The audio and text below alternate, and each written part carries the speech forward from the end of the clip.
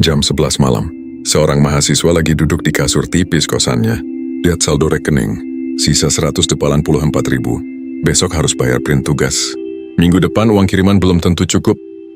Di tempat lain, seorang karyawan baru pulang kerja. Macet. Capek.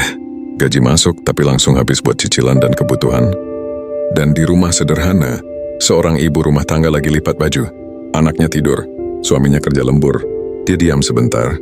Lalu mikir, apa ya yang bisa gue lakukan biar gue nggak cuma nunggu?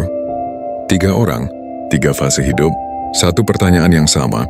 Gue bisa nggak sih nambah penghasilan tanpa harus jadi orang lain? Dan jawabannya bukan di seminar mahal, bukan di motivasi kosong. Jawabannya ada di keputusan kecil. Namanya Raka. Raka bukan anak orang kaya, bukan juga jenius, tapi dia suka scroll TikTok. Dia tahu video mana yang bikin orang berhenti, mana yang bikin orang nonton sampai akhir. Suatu sore dia duduk di warung kopi dekat kosannya. Warung kopi itu sepi, padahal kopinya enak. Dia buka Instagram warung itu, postingannya blur, videonya gelap, view-nya sepi. Di situ ada momen kecil, bukan ide besar, bukan mimpi miliaran, cuma satu pikiran sederhana. Kalau gue bikin versi yang lebih bagus, gimana ya? Malam itu dia nggak main game. Dia edit ulang video warung itu, potong lebih cepat, kasih hook di 3 detik pertama, tambah subtitle. Besoknya dia datang, sambil gemeteran. Dia bukan bilang, saya editor profesional. Dia cuma bilang, Pak, saya coba bikinin contoh. Kalau cocok, kita ngobrol. Kenapa itu penting? Karena orang yang belum punya apa-apa, nggak bisa jual status. Mereka cuma bisa jual usaha. Perlahan video itu naik, view lebih tinggi dari biasanya. Warung mulai rame sedikit. Raka sadar sesuatu. Ternyata nilai gue bukan di IPK, tapi di solusi yang bisa gue kasih. Sebulan kemudian, dia nggak lagi mikirin uang kiriman karena dia berhenti nanya, siapa yang mau bayar gue? Dan mulai nanya, masalah siapa yang bisa gue selesaikan sekarang? Namanya Arif, umurnya 29 tahun, gaji tetap, tiap bulan aman, tapi tiap lihat harga naik, ada rasa cemas yang nggak pernah hilang. Suatu hari dia cari restoran di Google Maps. Dia baca review, pelayanannya lama, nggak dibales, tempatnya kotor. Lalu dia datang ke restoran itu. Ternyata nggak seburuk itu.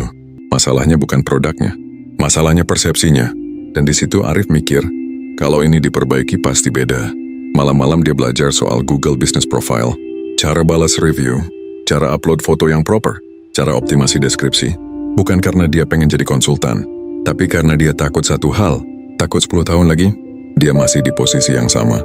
Dia datang ke restoran itu, bukan jualan, tapi bilang, Pak, saya lihat review ini kalau dibalas baik-baik bisa naikin rating.